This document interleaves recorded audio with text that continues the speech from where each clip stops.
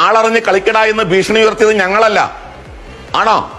ആളറിഞ്ഞ് കളിക്കട എന്ന് ഭീഷണി ഉയർത്തിയത് ഞങ്ങളല്ല. അല്ല, ഇതേ ഞങ്ങൾക്ക് പറയാനുള്ള തരത്തിൽ പോയി കളിക്കട എന്നാണ്. ഇതൊക്കെ ഞങ്ങളോടാണ് പറയുന്നത്. ആളറിഞ്ഞ് കളിക്കട എന്ന് ഭീഷണി ഉയർത്തിയത് അഭിലാഷേ ആരാണ്? ഞങ്ങളല്ല. ഞങ്ങളൊരു ഭീഷണി ഉയർത്തിയിട്ടില്ല.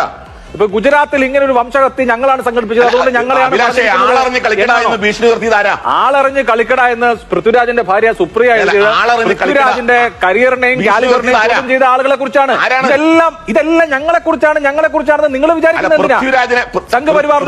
സംഘപരിവാറിനെയോ BJPയോ അഡ്രസ് ചെയ്തിട്ട് സുപ്രിയ പറഞ്ഞു ആളറിഞ്ഞ് കളിക്കട. സാമാന്യ ബുദ്ധിമതി അഭിലാഷേ, ഇതാണ് ഇത് മനസ്സിലാക്കാൻ ആരെന്ത് പറഞ്ഞാലും ഞങ്ങളെ കുറിച്ചാണെന്ന് നിങ്ങൾ വിചാരിക്കുന്നത്. ചരിത്ര സംഭവങ്ങൾ കൂടി ചേർത്ത് വെച്ച് ഈ ആളറിഞ്ഞ് കളിക്കട എന്ന് പറഞ്ഞ ചരിത്ര സംഭവവും കലാപത്തുമായി ബന്ധപ്പെട്ട പൃഥ്വിരാജിന്റെ അദ്ദേഹത്തിന്റെ ശേഷി, അദ്ദേഹത്തിന്റെ പാഷനെ ചെയ്ത ആളുകൾ ഉണ്ടായിട്ടുണ്ടല്ലോ. അവരെ അഡ്രസ് ചെയ്തിട്ടാണ് സുപ്രിയ മേനോൻ ആളറിഞ്ഞ് കളിക്കട എന്ന് പറഞ്ഞത്. ആരെന്ത് പറഞ്ഞാലും അത് ഞങ്ങളെ കുറിച്ചാണെന്ന് നിങ്ങൾക്ക് തോന്നുന്നുണ്ട്. അദ്ദേഹം ആളറിഞ്ഞ് കളിക്കണം.